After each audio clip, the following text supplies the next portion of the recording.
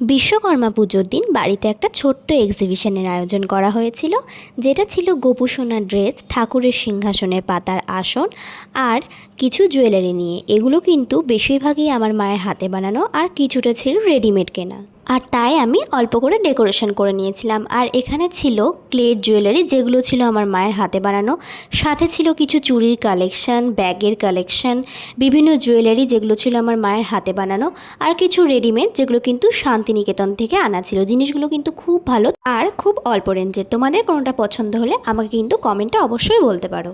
আর তাই আমি রেডি হয়ে সন্ধ্যাবেলা এক্সিবিশনের দিকে একটু চলে এসেছিলাম। আর এখানে অনেক আমাদের গেস্ট এসেছিল, অনেকেই অনেক কিছু কেনাকাটা করেছিল। দেখতেই পাচ্ছ তোমরা কেমন ভিড় হয়েছিল। আমার মা কিন্তু ঠাকুরের ড্রেসের অনেক অর্ডার বানায়, অনেক অর্ডার কিন্তু শিলিগুড়ি, রায়গঞ্জ এসব জায়গাতে গিয়েছে। তোমরা চাইলে এই অ্যাড্রেসে কন্ট্যাক্ট করতে পারো। দেখা হচ্ছে নেক্সট ভিডিওতে, ততক্ষণের জন্য টাটা।